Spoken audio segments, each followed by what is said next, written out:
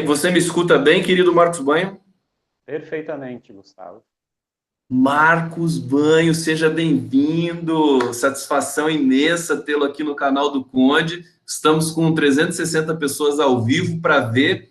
A gente vai ouvir você. 360 no YouTube, tem mais 100 aqui no Facebook. E muita gente aparecendo e tal. Então, vocês vão poder fazer perguntas para o Marcos Banho. Primeiro, eu quero saudá-lo efusivamente. Saudações democráticas. Muito obrigado por conceder essa entrevista. Você está em Brasília, a palavra é sua, por favor, seja bem-vindo, Marcos Banho. Obrigado, Gustavo Conde. É um grande prazer. Aceito com muita alegria o seu convite para esse bate-papo. E vamos aí ver o que as pessoas esperam que a gente diga por aqui. Você colocou está na frente de um quadro do Joe Coltrane. Você sabe que eu sou apaixonado pelo Joe Coltrane, Marcos Banho. Que coisa espetacular, que escolha. Se eu soubesse, né? Mas porque eu também gosto muito. Né? Você também gosta de jazz? Você sabe que existe uma religião do John Coltrane nos Estados Unidos, né? Tem umas igrejas em que ele aparece como santo. Eu ouvi falar, é real isso? Tem uma igreja?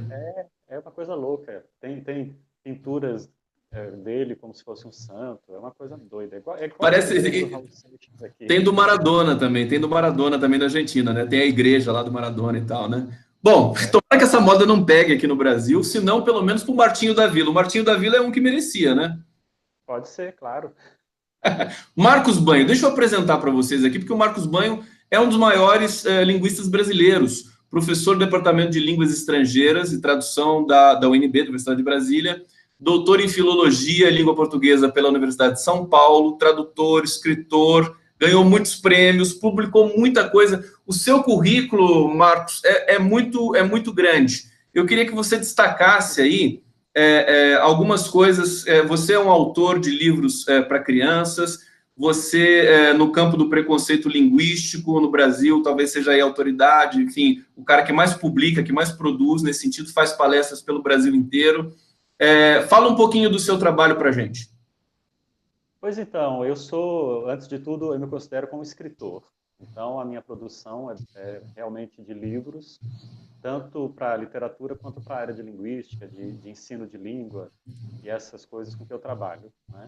Então, basicamente, eu trabalho com a linguística e, dentro da linguística, uma área que a gente chama de sociologia da linguagem, em que a gente tenta compreender os mecanismos, as inter-relações entre a língua que as pessoas falam, né, as questões sociais, as dinâmicas da sociedade em torno da linguagem, porque como a língua é o nosso fator de identidade número um, né, o mais importante, aquilo que define a gente, eu costumo dizer que nós somos feitos de carne, osso e linguagem, então isso, em sociedade, cria uma série de dinâmicas, de questões de dominação, luta pelo poder, luta pelo discurso, e é com essas coisas que eu venho trabalhando, e com um foco especial no ensino, porque a educação linguística, o ensino de língua na escola, querendo ou não, envolve essas questões todas, não é? A questão de quem pode dizer, quem tem direito à palavra, quem fala o quê, quando, né? Então, a luta pelo discurso, isso tudo faz parte também do ambiente de sala de aula, né? E Perfeitamente. nós temos dedicado a isso também. Marcos Banho, deixa eu dar uma olhada aqui nos comentários dos nossos queridos. O pessoal está dizendo que o som do banho está baixo, mas eu não sei se ele tem como aumentar isso. Eu não sei se você tem esse recurso aí, Marcos. O pessoal está dizendo assim...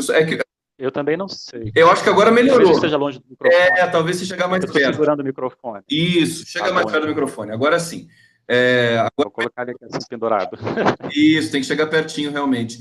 Aí o pessoal vai monitorando aqui. Muito obrigado. Você vê que as pessoas são muito... é uma sinergia muito grande aqui. O pessoal que acompanha a gente vai fazendo pergunta, vai comentando e já vai dizendo até dos problemas técnicos. Agora acho que resolveu. Ó, a Tatiana Ribeiro disse, melhorou. Então é isso. Obrigado, Tatiana. É segurar o microfone mais pertinho aí da sua... da fala, né? Da fala, que é o grande objeto também de pesquisa que você contempla, né? A fala humana. Você teve publicado pelo Brasil todo um trabalho, acho que junto ao governo, justamente de respeitar a variedade no ensino fundamental, no ensino básico, né, as variedades linguísticas. Conta um pouquinho para a gente desse, porque causou até um pouco de polêmica, que as pessoas não entendem muito bem o que é respeitar as variedades linguísticas dos falares múltiplos do português brasileiro. Pois então, existe um conceito fundamental na linguística, que é o conceito de variação, né? As pessoas têm a ideia de língua como uma coisa assim pronta, acabada, aquilo que está nos dicionários ou nas gramáticas, mas a realidade da língua é muito diferente. Assim como a sociedade é muito diversificada, né? Tem homem, tem mulher, tem gente de todas as cores, de todas as classes sociais, a linguagem também se reflete nessa multiplicidade. Então, existem muitas maneiras de falar. A língua, na verdade, eu digo que é um rótulo que esconde muitas coisas, né? É um coletivo, na verdade, né?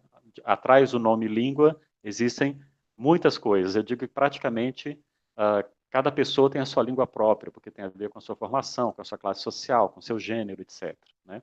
Então, isso já vem sendo dito pelos linguistas, pelos educadores há muito tempo, já tem uns 30, 40 anos aqui no Brasil.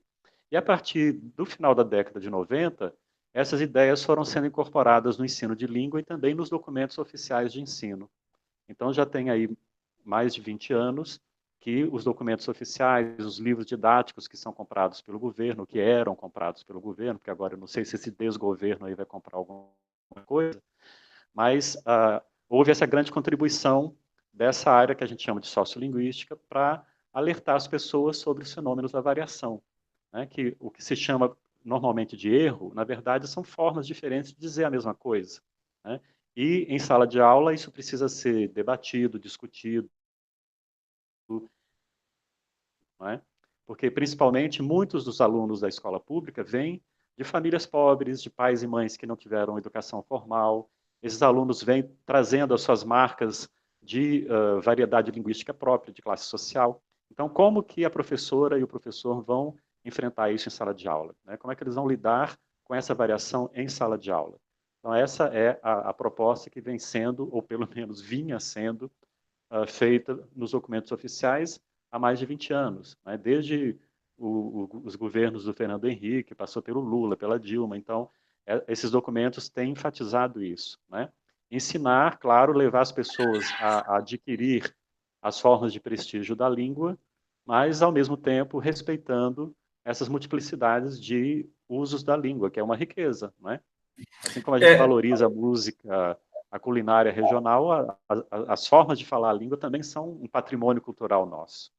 Perfeitamente, Marcos Banho. E aí, esse gesto, quer dizer, esse avanço da compreensão dos falares e do respeito à variedade que veio nos últimos 30 anos no Brasil acontecendo, foi lido junto com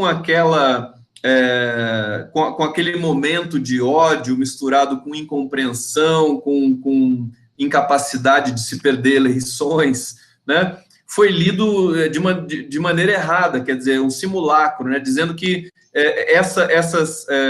esses textos preconizavam falar a variedade, obrigar a pessoa a dizer nós vai, né? Fizeram essa leitura e aí quando entra nesse protocolo da incompreensão, fica difícil travar debate, né? É muito complicado tentar explicar para quem já tem o preconceito estabelecido contra as variedades linguísticas, de que não é um caso de advogar as variedades para que as pessoas entrem naquele modo de falar, mas sim respeitar as diferenças, né? Sim, é porque nós temos uma tradição muito longa, de 2.500 anos, de tentar impor uma língua artificial, uma língua baseada nos escritos, né, na produção dos grandes escritores. Então, com essa coisa muito autoritária de querer impor um modelo de língua, quando a gente vem falar de coisas diferentes, as pessoas acham que nós estamos querendo impor outra coisa no lugar dessa, né? Então, numa sociedade tão hierarquizada como a nossa, as pessoas acham que ou é sim ou é não, ou é preto ou é branco, não vem a sofisticação do discurso que está por trás disso, né? Então, ninguém nega a importância de levar as pessoas a adquirir todos os instrumentos culturais de leitura e de escrita para poder exercer a sua cidadania, cobrar seus direitos, exercer seus deveres. Mas, ao mesmo tempo, e aí que é o problema, né, que é o problema do também, né, ao mesmo tempo respeitar e valorizar a diversidade linguística, como a gente tenta valorizar e respeitar a diversidade em todos os aspectos, não é? Religiosos, orientação sexual, o racismo, o sexismo, essas coisas todas. Então, substituir uma coisa por outra, não é trocar uma norma por outra norma, né? É compreender que a linguagem é dinâmica, que ela é mutante, que a língua está mudando o tempo inteiro, né? E que é preciso conhecer essa realidade.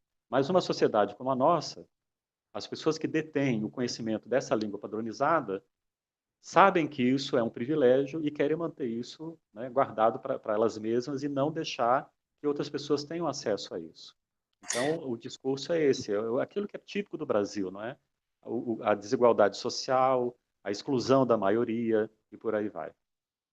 Perfeitamente. Marcos Banho, então eu queria fazer uma pergunta para você com relação ao espaço Brasil. O Brasil talvez seja o país mais complexo do ponto de vista dessa profusão de variedades linguísticas. Eu queria que você comentasse sobre isso, porque nós temos no Brasil aqui 170 línguas indígenas, e antes tínhamos muito mais que foram sendo extintas aí pelo avanço, enfim, dos brancos, dessa chamada civilização, nesse sentido que é uma civilização deletéria, nesse sentido, né, que extermina, que sufoca, e tem a influência negra, quer dizer, não é uma influência, é uma presença muito marcante, né, falar influência é até um desrespeito, porque eles são concretamente, quem construiu o Brasil foram negros e índios.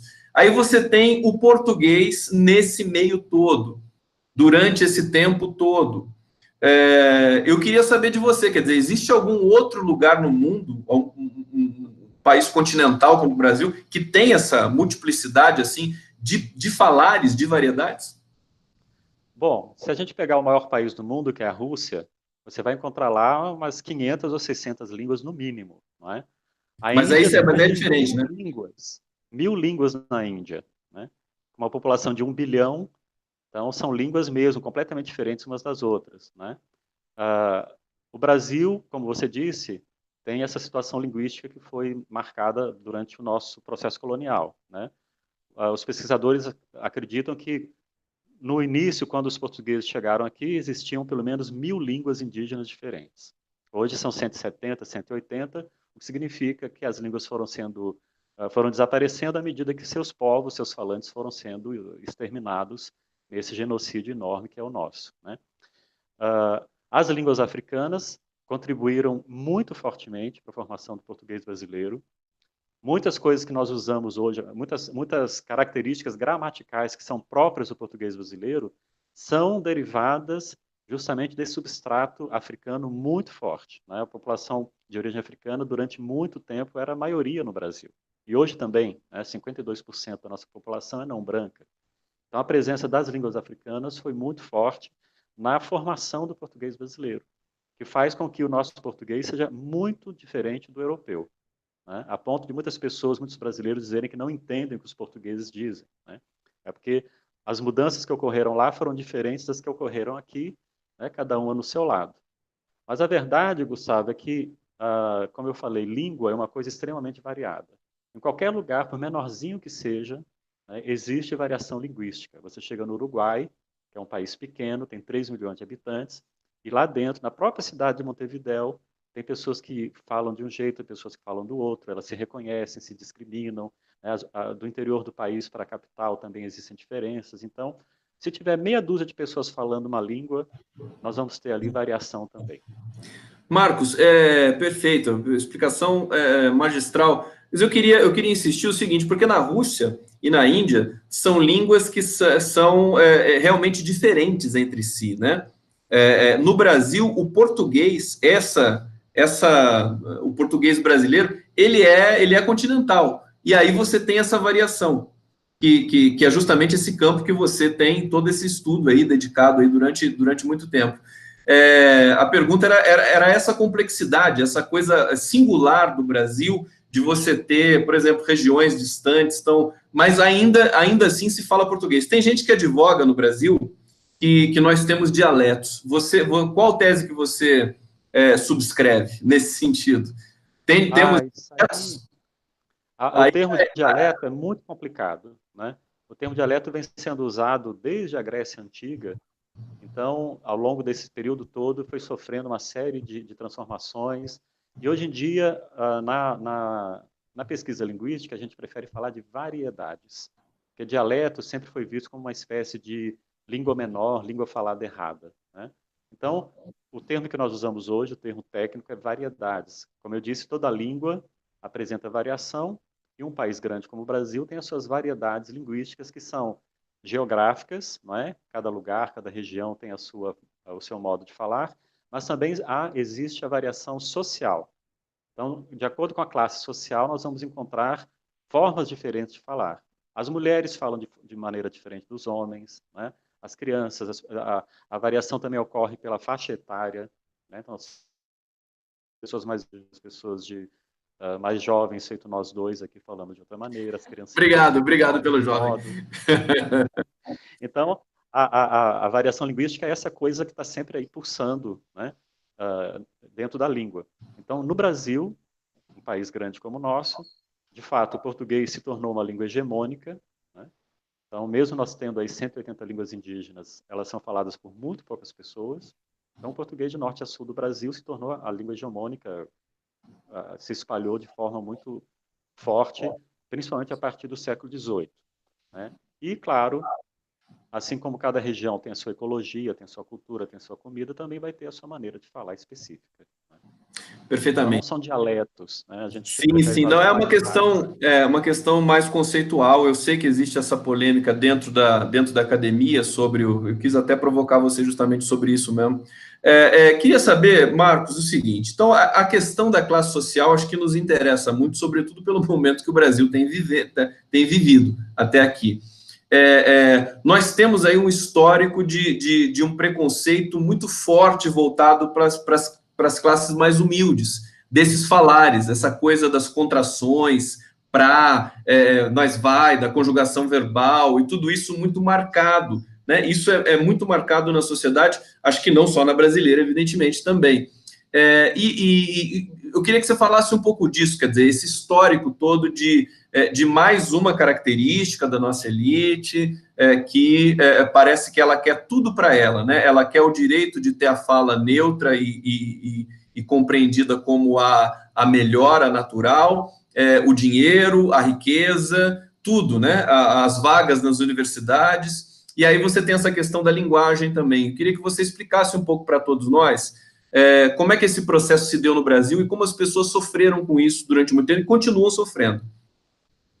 Pois então, o Brasil tem uma característica muito peculiar, que é a seguinte: a nossa elite, né, que não é elite coisa nenhuma, é apenas uma classe dominante aí muito perversa, ela não gosta nem da sua própria maneira de falar. Então, essa é uma coisa interessante, né? Todo mundo acha que no Brasil todas as pessoas falam errado, e claro, as pessoas mais pobres, mais humildes, sem instrução, falam mais errado ainda, né? Porque existe esse mito de que só os portugueses falam bem a língua, que afinal a língua é deles, né? Nós herdamos, estamos estragando a língua, justamente por causa do cruzamento de raças, né? Então a gente se cruzou aí, os brancos se cruzaram com raças inferiores, então a língua foi se degradando também. Então, isso é muito próprio de países colonizados, né? Então a mentalidade colonial afeta também como as pessoas encaram a língua falada por elas, né? Então nós encontramos muitos depoimentos de pessoas dizendo isso. Fui a Portugal e descobri que realmente é lá que se fala bem. Uma grande linguista brasileira, a professora Irandé Antunes, foi fazer o doutorado dela em Portugal e levou as duas filhas. Então alguém disse: finalmente agora suas filhas vão aprender a falar português direito, porque estão indo para Portugal. Então nós somos 200 e tantos milhões de falantes de português, né? Os portugueses são menos de 10 milhões, mas quem fala certo são eles, porque eles são os donos da língua. Então tem esse espírito colonizado ainda muito forte com relação à língua, né? E, mesmo assim, as normas de uso da classe média urbana são consideradas as melhores, né? Porque, claro, quem se considera o melhor também vai achar que fala melhor a língua. Então, as questões linguísticas no Brasil refletem muito as questões sociais, né? Nós somos uma das sociedades mais desiguais do mundo. A exclusão social afeta aí uma grande quantidade de brasileiros, a grande maioria, né? Segundo os dados, aí, a nossa classe média não passa de 20% da população. Então, as coisas são muito... Aqui no Brasil, o afunilamento social é muito perverso, é muito forte, muito profundo, né? E a questão da linguagem vai nessa direção também, né? Então, a ideia de que existe um modo certo de falar, essa ânsia por dominar esse modo correto de falar, o sucesso que fazem os consultórios gramaticais, né, na televisão, no rádio, na internet, venha falar correto, todo mundo no Brasil fala errado, né? Então, essa cultura do falar errado é muito forte na nossa sociedade, né? É curioso porque em outros países que também são frutos de colonização, o que acontece é o contrário, né? As pessoas valorizam o seu modo de falar como uma forma de identidade, de independência, né? Então, o pessoal dos Estados Unidos se diverte com a fala dos ingleses, mas nem por isso vai dizer que eles falam errado, falam feio, né?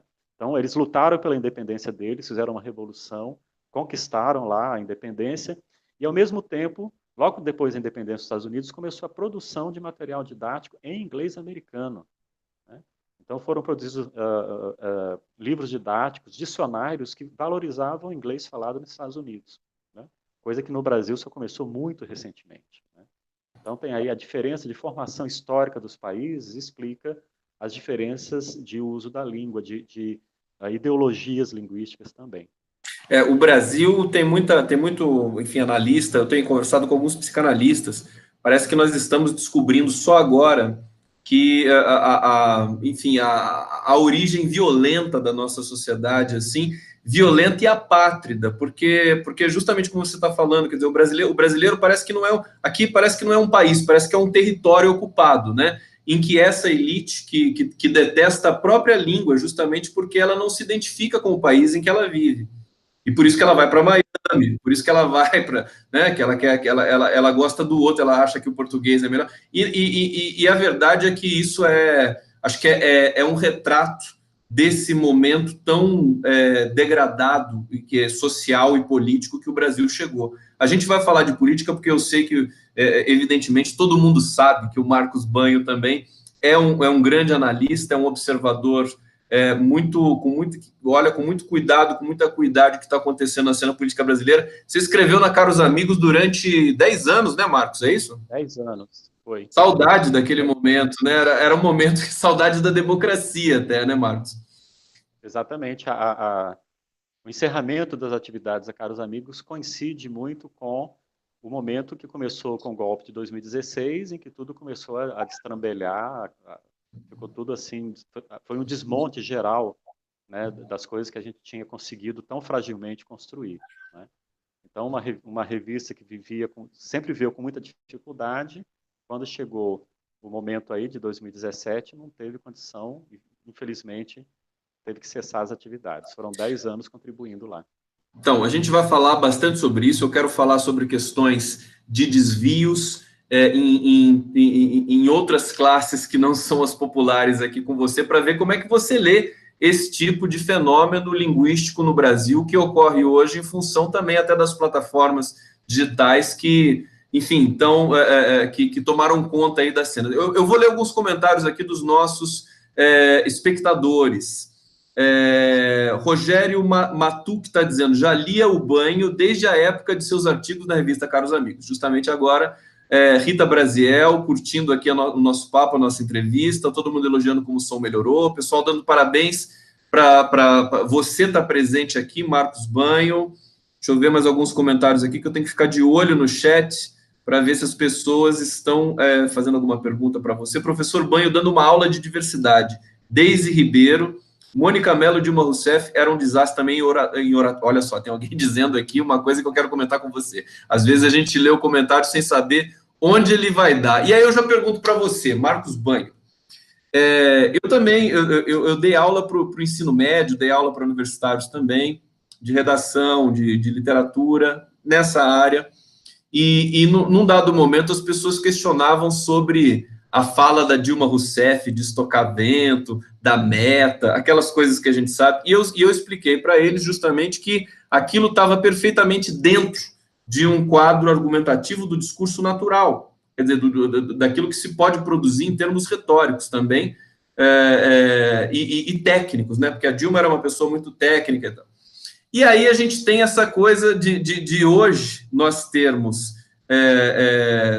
políticos dizendo atrocidades do ponto de vista da própria, nem da fonologia, nem da fonética fonologia, mas da questão da argumentação, da construção lógica do enunciado, e há muita dificuldade de se fazer uma crítica a essas figuras. Queria que você comentasse sobre isso. Por exemplo, o Bolsonaro, recentemente, não sei se você viu, ele falando do paraquedas. Você chegou a ver esse vídeo? Não, eu me recuso a ver qualquer coisa que apareça, em que ele apareça falando e se mexendo. Eu só leio coisa estática. Eu nem pronuncio o nome dele, é uma espécie de Voldemort para mim, entendeu? Eu não consigo nem pronunciar o nome dessa criatura. Então eu vou evitar também. Mas assim, em termos gerais, né? Essa produção estranha, desses enunciados que vão chegando para a gente, que não dizem nada, que tem problemas ali coesivos, problemas de coerência. Nós temos aí ministério, por exemplo, a troca do Ministério da Educação, sai o Ricardo Vélez Rodrigues e entra essa figura obscura, igualmente obscura, nomeada Abraham Weintraub. Como é que você... E passa a dizer as absurdidades que nós conhecemos, inclusive de nazismo ser de esquerda, de comunista serem os donos, os comunistas são os donos da comunicação no Brasil. Como é que você vê esse delírio generalizado que a gente está vivendo, Marcos? Olha, Gustavo, a questão é a seguinte, aí já nós temos que passar para a psicopatologia, né?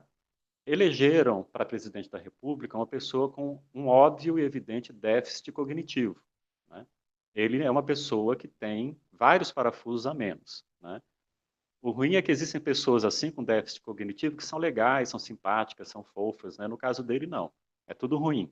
Então, uma pessoa assim não tinha como nomear pessoas que não fossem nessa mesma linha, não é? Então, o discurso que a gente vê rondando o poder hoje no Brasil é uma coisa completamente, como você falou, sem o mínimo de coesão, de coerência. Uma frase não completa o que vem antes da outra. Então, assim, é uma loucura generalizada. E isso vem também com o teor dessas coisas. Então, a Terra é plana, o nazismo é de esquerda, né? As meninas devem usar rosa, os meninos azul, né? O brasileiro não passa fome porque tem muita manga. Então, esse monte de coisa absurda, que em qualquer lugar do mundo ia ser considerado assim, tema para piada, né? Parece sei lá, um show de comédia passado dentro de um hospício, né? E tem como inspirador maior uma figura ridícula como é o Olavo de Carvalho, né? Então, qualquer pessoa que se inspira nele só pode ser absurda, louca, psicopata, porque realmente ele não diz coisa com coisa, ele é um louco, desvairado, né? Uma pessoa que devia estar internada no manicômio, mas está aí agora dando as cartas. Então, essa que é a questão. As pessoas estão tentando analisar a fala desses novos mandantes aí do poder, mas não é nem mais a substância da língua, a gramática, é o próprio conteúdo, né? Elas não dizem coisa com coisa. A partir do momento que alguém diz que a Terra é plana, você tem que parar de prestar atenção nessa pessoa, né? Porque ela está doente, né, nesse momento. Então, o que a gente vê atualmente no Brasil é isso, né? Então, uma falta absoluta de competência retórica, né? São pessoas que não sabem argumentar. Se você faz qualquer pergunta mais complicada, elas começam a xingar, agridem a sua mãe, a sua avó, a sua tia, né? Mandam você tomar naquele lugar. Então, é só isso que elas conseguem fazer, né? Não tem argumentação. Então, elas foram eleitas por pessoas que são dessa mesma linhagem, né? Uma classe média muito ressentida, porque viu uma ascensão repentina das pessoas mais pobres, das pessoas negras, né, ganhando espaços que antes eram reservados para elas. Então, elas começaram a se sentir muito mal com isso, né? E se vingaram elegendo essa criatura, né? Que é absolutamente uma tragédia de dimensões assim uma coisa estratosférica, abominável, jamais se poderia imaginar. E nós vivemos um pouco esse recrudescimento do horror, né? Desde o golpe contra Dilma Rousseff, já na reeleição da Dilma Rousseff, toda aquela sabotagem ao governo dela, a coisa foi crescendo. Você teve um candidato que não admitiu sua derrota, que não aceitou a derrota e levou o Brasil para para esse buraco. Hoje saiu a primeira foto do buraco negro, a Folha de São Paulo estampou, da NASA, né? Eu falei, não, tá aí o Brasil, né? Virou um buraco total, porque a gente não tem justamente, Marcos, e eu queria que você comentasse isso, daqui a pouco eu vou ler um pouco as mensagens das pessoas que estão aqui, que estão dizendo muita coisa aqui para você, mas eu queria que você comentasse esse não debate, né? Parece que nós estamos numa crise da linguagem, não é só da linguagem política, as pessoas não se entendem nas ruas, mas vai falar de política, a pessoa começa a se coçar, é uma coisa impressionante. O Brasil, os argentinos costumam dizer assim, puxa, mas vocês não gostam de discutir política? Porque eles gostam. As divergências, o contraditório e tudo mais, na mesa do jantar, na família, e o brasileiro tem um pouco de, acho que é muito orgulho, não sei o que é. Explica pra gente um pouco isso, Marcos. O que você acha que é isso? Puxa vida, né? São muitas coisas envolvidas realmente, né? Você falou dos argentinos, então eu vou dizer que eu tenho inveja dos argentinos em vários aspectos. Um deles é esse, né? Se tivesse acontecido na Argentina o que aconteceu agora, né, esse fuzilamento com 80 tiros do Evaldo Rosa dos Santos, a cidade de Buenos Aires já estaria parada, já tinha 1 milhão de pessoas na rua, porque lá é assim, né? Não teve uma vez que eu visitei a Argentina que não tivesse alguma manifestação, porque lá eles realmente não admitem essas coisas. Em 2001 eles entraram no Palácio do Governo, tiraram o presidente e jogaram na rua. Então, assim, essa nossa apatia que tem a ver com a nossa formação histórica, né? Então, uma sociedade em que sempre houve uma sociedade autoritária desde sempre. Então, nós temos esse medo de argumentar, de ir para a rua brigar, de lutar pelas coisas, discutir política, né? Então, e agora isso ficou ainda mais evidente, né? Porque se tornou já difícil, né? Eu moro em Brasília. No Distrito Federal, 70% dos votos foram para esse atual presidente. Então, eu digo que nós, 30%, formamos uma espécie de seita secreta, não é? Porque se você está no supermercado e vê 10 pessoas, 7 votaram nele. Então, como é que você vai conversar? Eu, antigamente, no supermercado, conversava com as senhoras, trocava receita, pedia sugestão. Hoje em dia, eu entro no supermercado calado, saio mudo, porque a coisa está assim, desse jeito, né? Não há mais diálogo possível. Já não havia muito, mas agora menos ainda. Dentro das famílias, criou esse ambiente ruim dentro das famílias, né? A minha, felizmente, não, porque é uma família de comunistas desde sempre, né?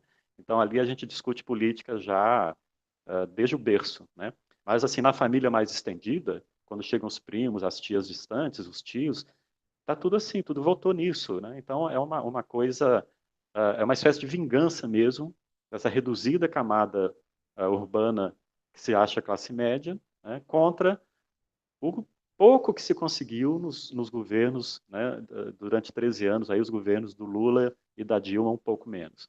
Mas é isso, a nossa sociedade é tão elitista, tão, há um ódio tão profundo, porque o que realmente constitui o Brasil é o ódio de classe, né, que essas mínimas migalhas que foram dadas aí, que foram obtidas durante esse período, já foram consideradas assim um absurdo por essas pessoas que sempre tiveram tudo, né?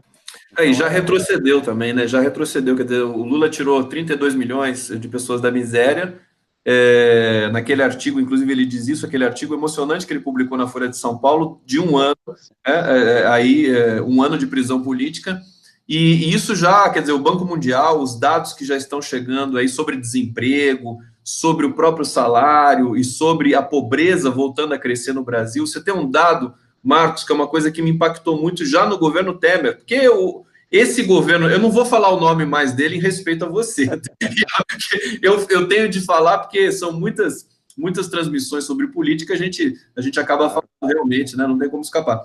Mas de você ter a mortalidade infantil voltar a crescer no país depois de 20 anos de queda seguida. Quer dizer, é uma coisa realmente que machuca muito até a nossa percepção. Deixa eu ler alguns comentários aqui. Professor Marcos Banho, dando uma aula de universidade, eu já li esse. Conde, pede para ele dar uma aulinha para o Lula. Ah lá, o Robson Arantes. Eu sempre acabo lendo, dizendo que o Lula fala errado. Você vai falar disso, Marcos Banho. Vai ver se você vai dar uma aula para o Lula. Você sabe que o Lula, ele assiste o canal do Conde. Né? Ele recebe em pendrive lá e tal. E provavelmente ele vai ver a nossa conversa aqui. Então você vai mandar um recado para o Lula aqui na sequência. Valber Franco, dizendo, mestre Marcos Banho, o preconceito linguístico e a língua de Eulália são obras que mudaram minha percepção social e linguística. Me fez um brasileiro melhor. Gratidão. Que bonito isso, né? Seu livro, eu também li esses livros, né? Na minha formação da Unicamp, era... Preconceito linguístico aqui. Mostra pra gente. Comemorando 20 anos de lançamento do preconceito linguístico, né? Então, este ano a gente está fazendo aí uma série de pequenas promoções, de debates, de participação em eventos, porque Marcos, essa capa é 20 linda. anos. Que foto que é essa capa mesmo? Essa capa é nova, né? É nova? A primeira edição, que é de 99, tinha ah, os pais da minha ex-mulher, né? E o irmão dela. Aham. Pessoas do interior de Pernambuco, negros, pobres, analfabetos, então eu quis homenagear essas pessoas lá. E em 2015, quando o livro mudou de editora, nós pusemos essa capa que é da época da construção de Brasília. Nós conseguimos aqui no acervo do Distrito Federal várias fotos da época da construção de Brasília, e essa foto nos tocou muito, porque são crianças, né, que estavam lá na época da construção, provavelmente filhos de operários, crianças pobres, né? Então Já está nós, indo para que edição esse livro, Marcos? é uma palavra feia, 54ª edição, então 54 edições desde que saiu aí, né? 54 edições. Esse é o Marcos Os Banho. cálculos são de aí uns 300 mil exemplares, fora as cópias e as piratarias, né? Então o livro tem aí a sua trajetória, né? Tá. Você tem mais livros aí para mostrar para gente? Tem mais um? Tem aqui, deixa eu ver o que eu consegui juntar. Tem o Dicionário de Sociolinguística, que saiu em 2017, né? Então, Aham. aqui eu reuni todos os termos mais importantes da relação linguagem e sociedade. E, finalmente, né, a, a superpoderosa gramática de 1000 páginas, está aqui, A gramática do Gramática português falado? Pedagógica, Ah, não, essa é Gramática a. Pedagógica do Português Brasileiro, né? A capa também é da época da construção de Brasília, né? Nossa, que Então, obra monumental, Marcos. Essa aí eu nem sabia. De que ano que é essa publicação? é de 2012, né? 2012. Ela tem, ela, a pessoa é louca, né? Não, começa a escrever e não para. Então, e eu sentia muito essa necessidade de que alguém descrevesse o português brasileiro da maneira assim mais exaustiva possível, mostrando as características da nossa língua mesmo, diferenciando do português europeu, porque as gramáticas tradicionais todas falam assim, gramática da língua portuguesa. Aí misturam tudo, dão preferência ao português europeu, dão preferência às obras literárias, né? Então, na virada do século, começou a produção de gramáticas feitas por linguistas aqui no Brasil, levando em conta a nossa língua e principalmente a língua falada, né? Então, são obras que fazem parte de uma onda nova para poder falar da nossa língua. E eu, para Você não tem. ficar atrás dos colegas, escrevi uma de 1000 páginas.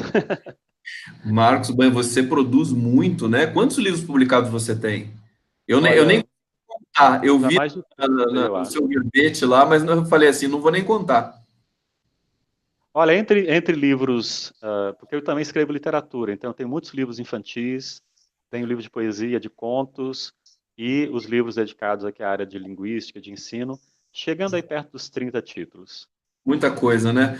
Marcos Banho, você tem essa presença nas redes sociais, muito contundente. Você sempre criticou os governos, né? Esse golpe contra Dilma Rousseff.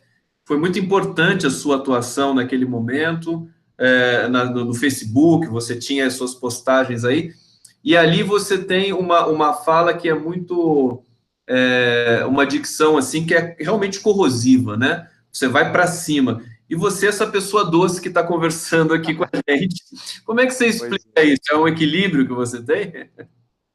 É curioso, não sei, é uma forma de criar uma figura pública, porque eu sempre fui muito tímido, né?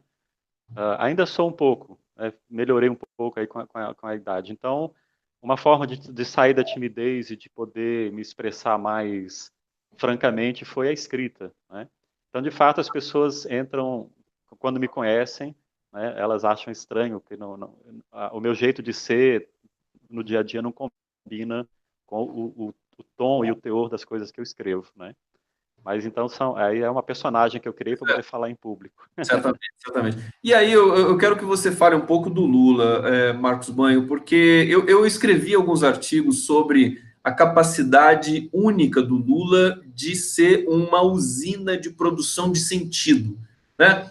Nós temos ali, quer dizer, ele conquistou tudo que ele conquistou, e continua resistindo dessa maneira quase que inacreditável, mesmo dentro de uma prisão política, através da linguagem, através do modo dele enunciar, tudo isso conectado ali numa força muito, muito, muito grande, discursiva, de convencimento retórico e tudo mais. Eu falei sobre isso, mas dentro de uma visão da análise do discurso francesa, mais olhando para essa questão da produção realmente do sentido. Eu queria que você falasse um pouco do Lula, como é que você vê ele, a importância dele, sobretudo pelo falar, né? Por essa maneira franca e popular de se comunicar, de traduzir as questões complexas da governança brasileira para o povo brasileiro o tempo todo, né? Ele não fugia de jornalista, nunca se negou a debater com ninguém. Como é que você vê o Lula nesse sentido? Olha, logo depois que o Lula se elegeu, em 2002, eu publiquei um livrinho chamado A Norma Oculta, em que eu fazia justamente, o primeiro capítulo tinha a ver com essas questões, né, que logo que ele foi eleito começaram, né, os jornalistas da mídia conservadora começaram a dizer, agora vai ser preciso ensinar tudo errado na escola para falar como o presidente, etc. Né? Então aí a linguagem na questão do Lula foi sempre muito usada como uma desculpa para poder exercer a discriminação contra o fato dele ser quem é, né, de origem operária, nordestino, etc. Então, você tem absoluta razão, o Lula é o maior mestre de retórica que a gente tem hoje no Brasil, né? A linguagem dele é tão poderosa que ele preso, calado, ainda provoca esse mundo de coisas, né? Então, assim, o atual desgoverno tem a ver com essa tentativa de calar Luiz Inácio Lula da Silva, né?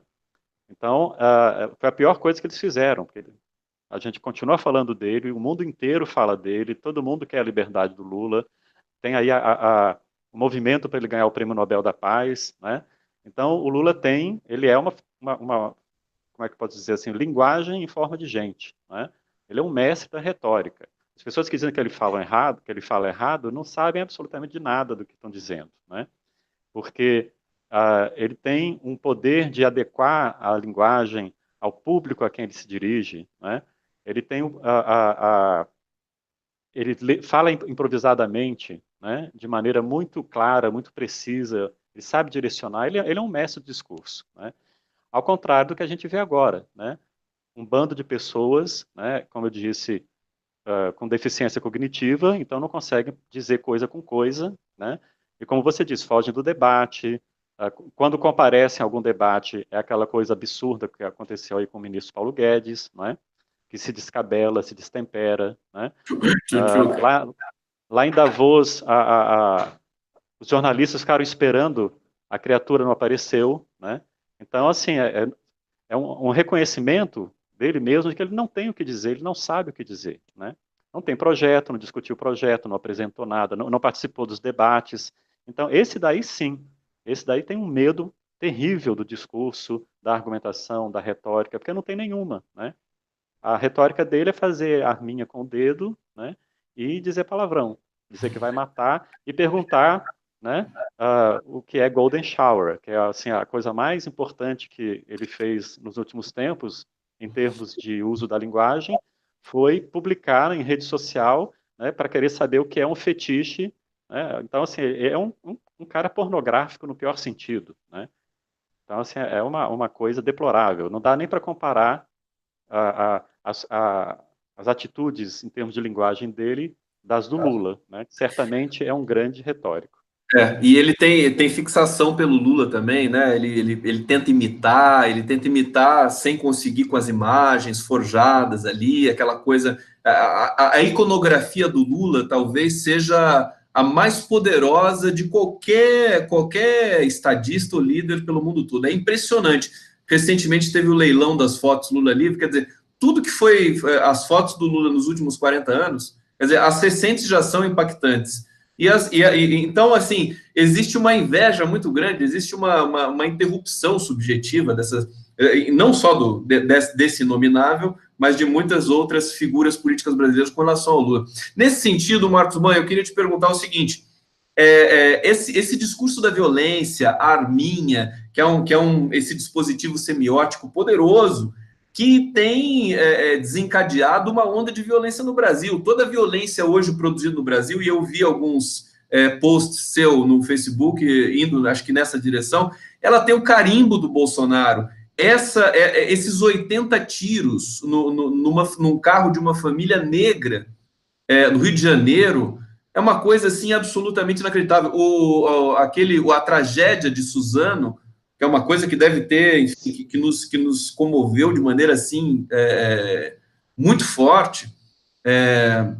Tudo isso tem a assinatura dessa criatura, porque ele promove esse tipo de sentimento, o sentimento do ódio nas pessoas.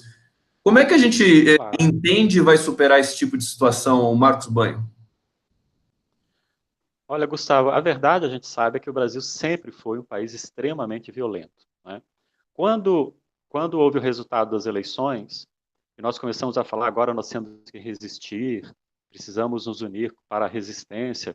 Um colega meu, negro, professor da Universidade do Sul da Bahia, o Gabriel Nascimento, sabe o que ele disse? Ele falou, agora vocês brancos vão aprender o que é resistência, porque nós estamos resistindo aqui há 500 anos, né?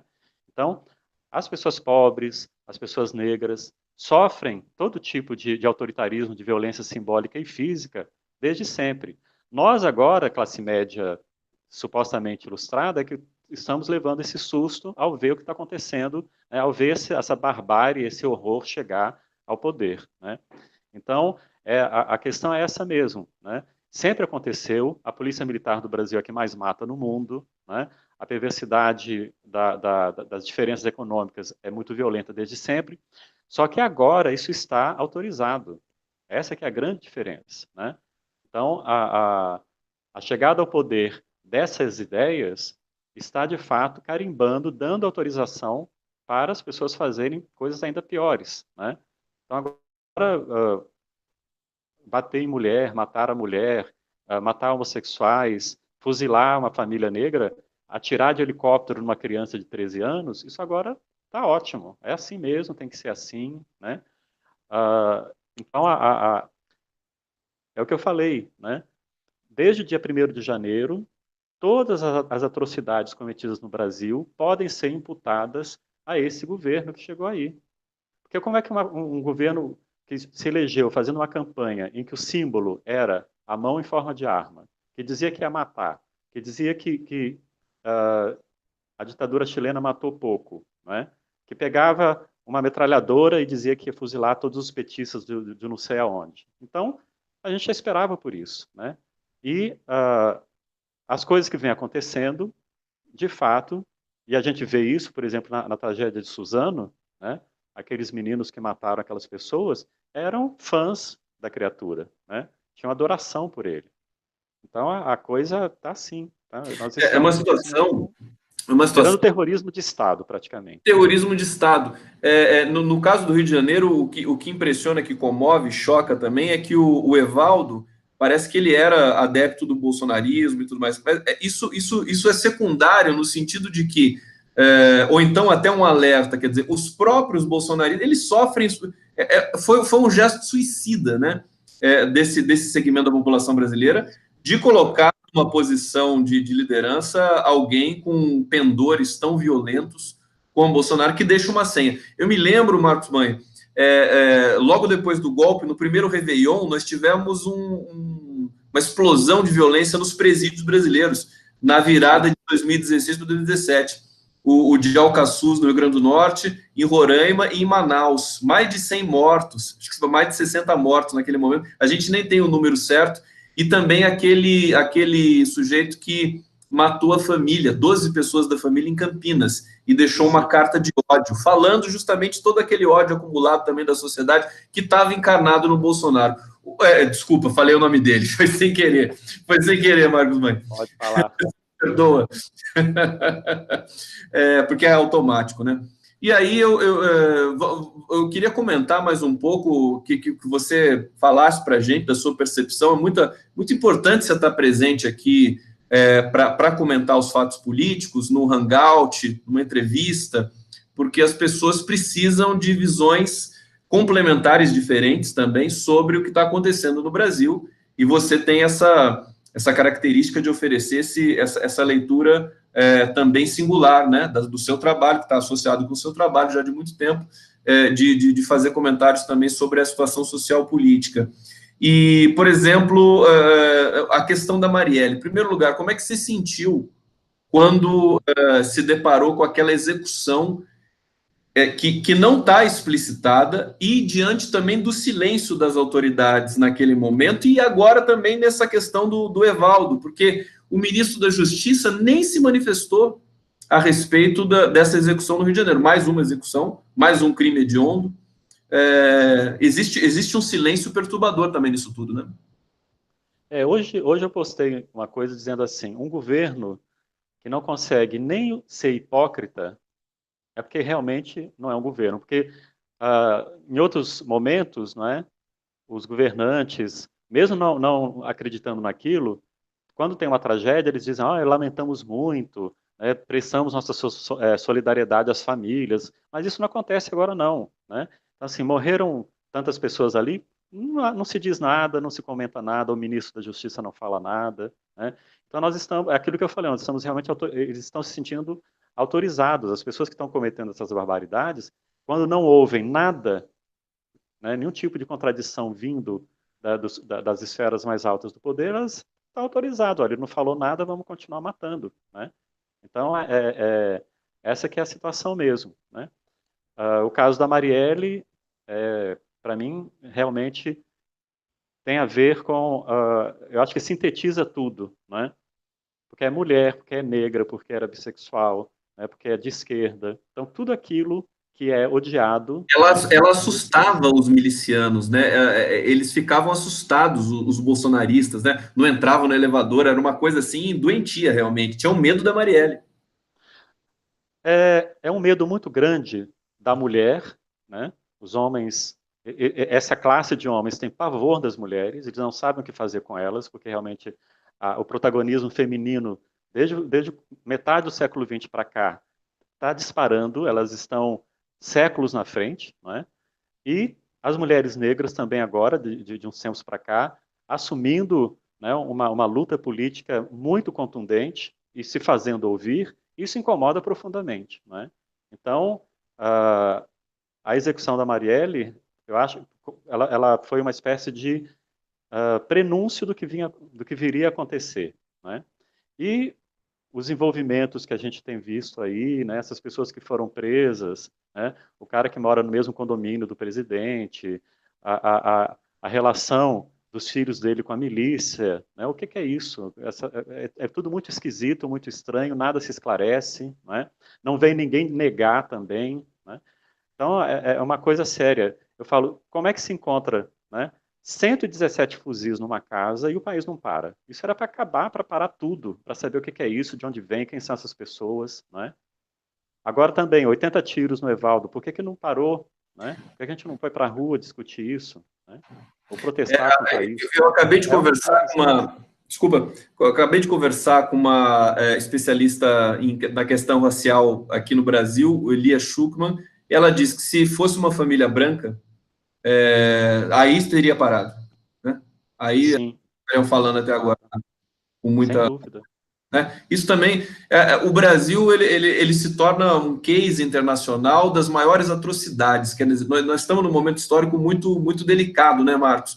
Que tem a ver, que é o país que mais mata no trânsito, é o país que mais mata LGBT, país que mais... o feminicídio, que explodiu também depois do golpe, que foi um misógino, né? Porque tá claríssimo que é em função do fato da Dilma Rousseff ser uma mulher, que ela foi Sim, sem dúvida, sem Foi dúvida. afastado daquela maneira, né? Sim, Quer falar? eu concordo. Eu digo que a Dilma foi abandonada até pelo próprio partido. O fato de ser mulher foi assim, o maior crime que ela cometeu, de ter nascido mulher. Porque eu acho que se fosse um presidente homem, não ia ser uma coisa assim tão virulenta, tão perversa como foi com relação a ela, entendeu? Faço mil críticas ao governo dela, mas é uma mulher de fibra, por quem eu tenho a maior admiração, porque aguentar o que ela aguentou, né? Tem muito homem que não ia dar conta daquilo, né? Então é isso. É porque as coisas é por eliminação. Então é homem, branco, classe média, hétero. Se você não é nada disso, você está perdido, entendeu? Então assim, 95% da população vai sofrer, porque agora só tem valor quem pertence quem tem essas categorias. Mulher branca de classe média ainda vai, né? Mas também está sujeita a ser assassinada pelo namorado, pelo marido, etc. Pois é, ser vítima de Né? feminicídio e dentro da própria casa, que é o lugar mais perigoso para elas, né? Exatamente, não é? O Brasil é o quinto pior país do mundo para se nascer mulher. Né?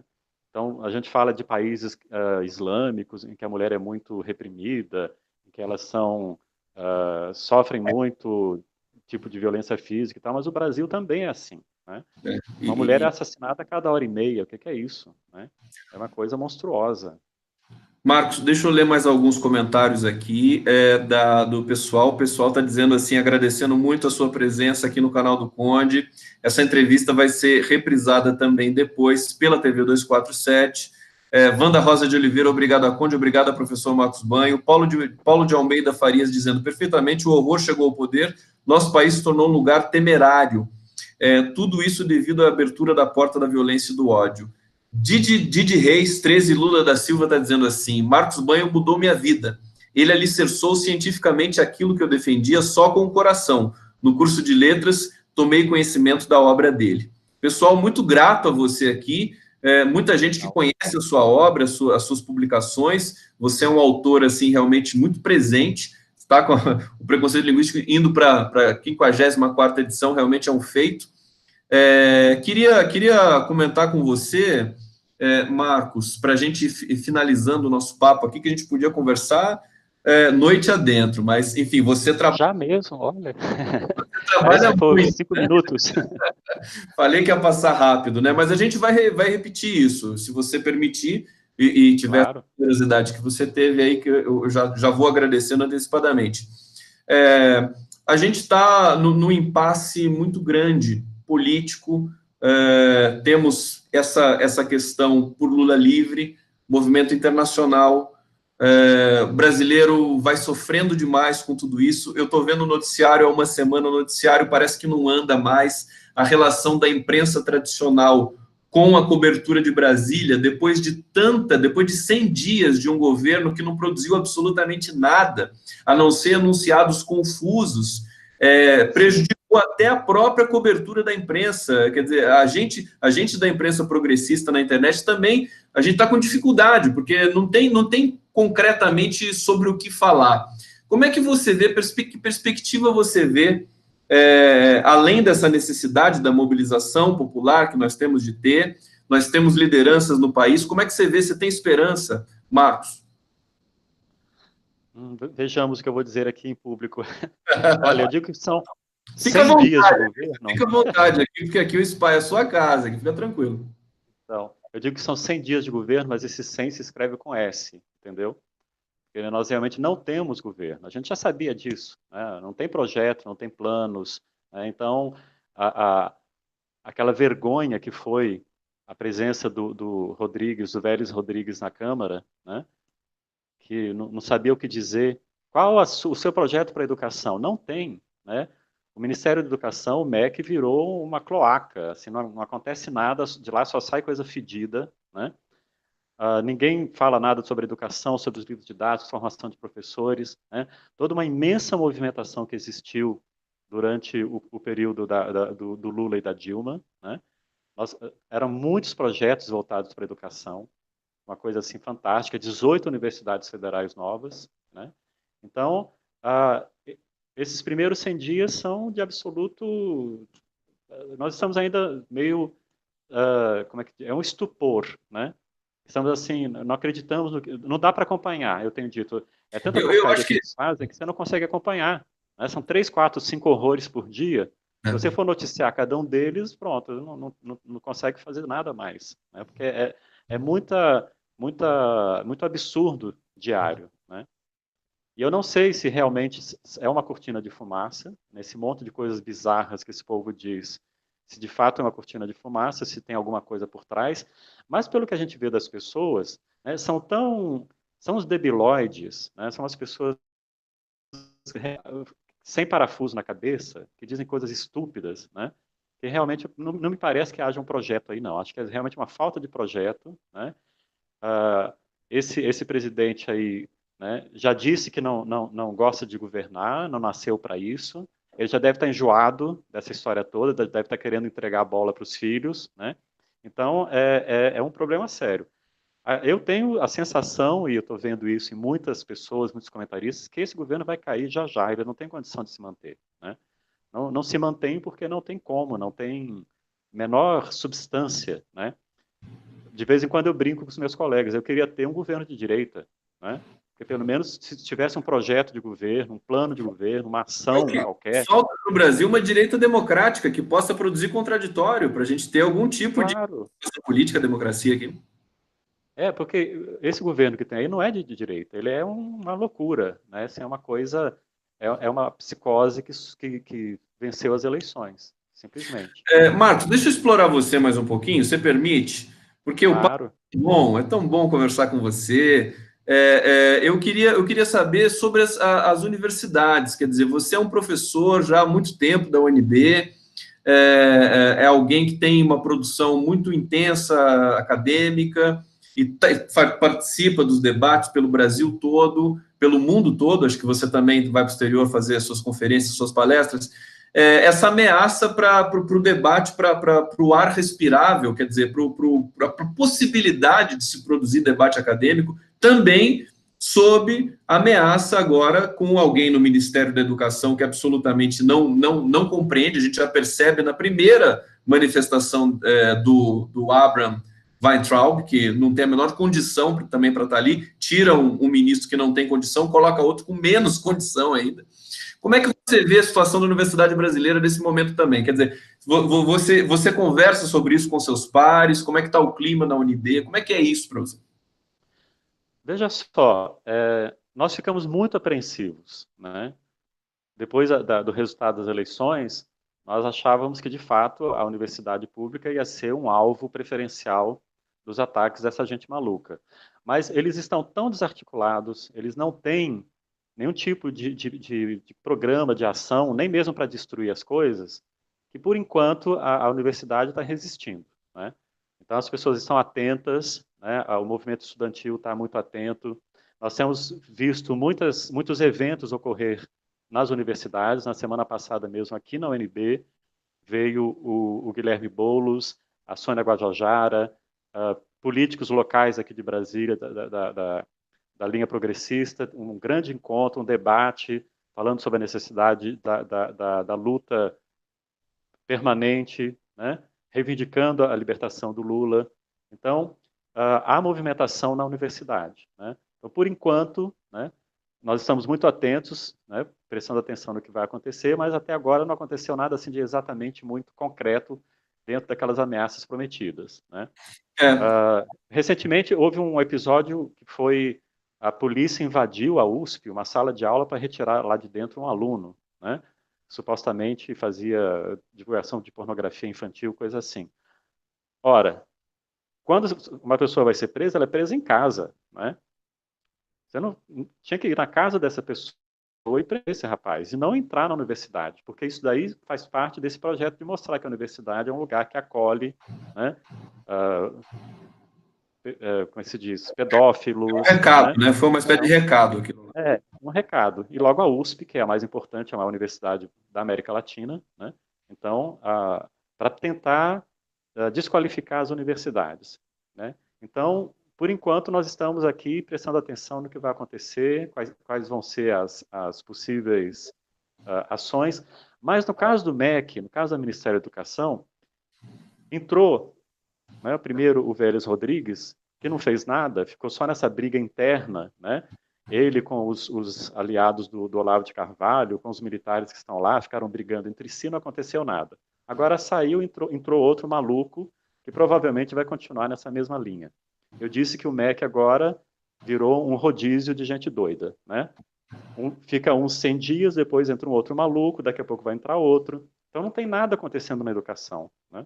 Eu fico preocupado assim, com as pessoas que eu conheço, que trabalham no MEC, são funcionários de carreira, que estão lá, como podem estar, né, vivendo diante desse clima, né?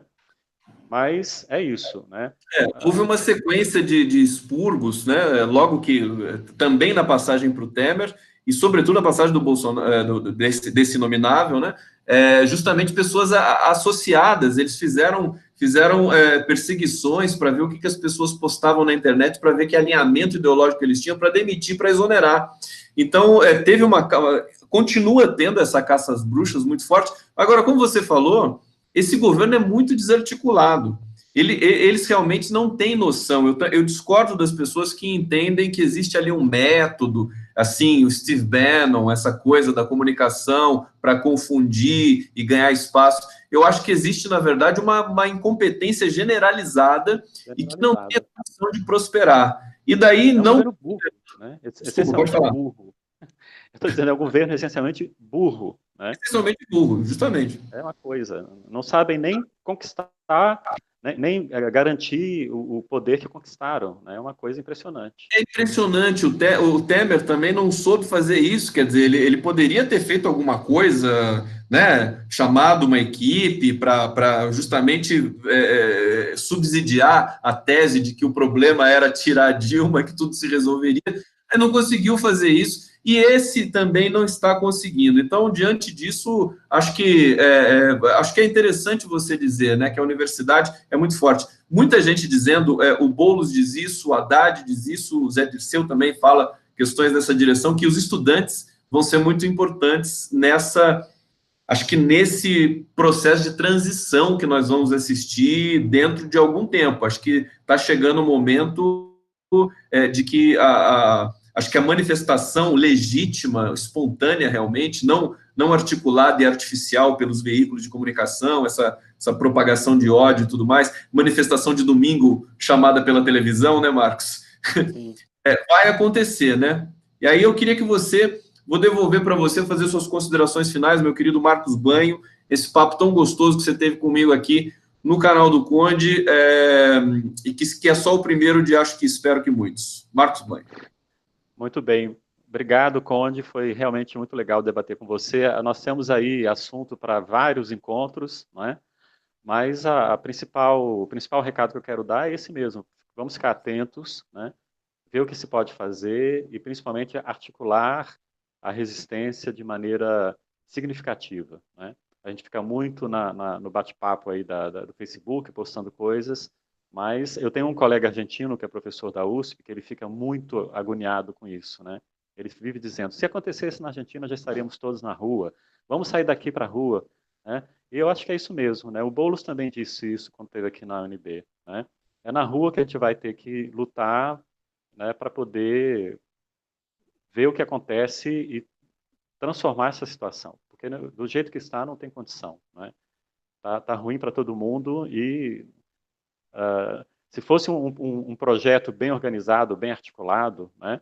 Então você já veria a construção, né, do poder, da permanência no poder, ações concretas, mas nada disso acontece, é um governo burro, desarticulado. Imagina um presidente que pergunta, o que é articulação? Né? Então, é uma coisa... o cara não sabe o que é uma articulação política, né? Ele não sabe o que é articulação, ele não sabe o que é golden shower, ele não sabe o que é nada, né? Então, nós estamos realmente na mão de psicopatas e loucos, né? Então, é só um discurso do ódio que, mexendo ali, não sai nada, né? Porque tem muitos políticos que são odiosos também, mas fazem coisas, criam ações, né? Promovem aí algum tipo fazem um trabalho mesmo de consolidação do poder. Esse aqui não faz nada, né? Porque é um débil mental, tem um déficit cognitivo evidente. Né? É uma coisa. Querido Marcos Banho, eu quero te agradecer muito pela generosidade, por conceder essa entrevista. Vamos continuar o nosso debate. Nós estamos conectados nas redes sociais. Se as pessoas quiserem conhecer teu trabalho, você recomenda o que você diz? Você tuita, não? Você tem alguma... Não. Como é que é? Eu já acho difícil manter o Facebook, então se tiver ainda Instagram, Twitter, essas coisas, né, eu não frequento, né? É por isso que eu consigo escrever muito, porque, né, eu fico mais recolhido, né? As manifestações têm que ser assim. Está publicando em algum site seus textos? Não, por enquanto não. Por enquanto não? Dizer, eu tenho um grande amigo, que é o Romário, que tem um jornal chamado Brasiliários, então de vez em quando eu dou alguma contribuição por lá. Vamos conversar sobre isso, hein? Já que você produz tanto, tem que o seu pensamento tem que ser propagado o máximo possível, sobretudo nesse momento. Marcos Banho, um beijo para você. Adorei conversar com você. A gente se encontra em breve. Eu agradeço a todos que acompanharam aqui essa live do Conde Especial, que teve junto uma entrevista com o linguista Marcos Banho. Até a próxima, um grande beijo a todos vocês e a gente se encontra na sequência dos trabalhos aí. Valeu!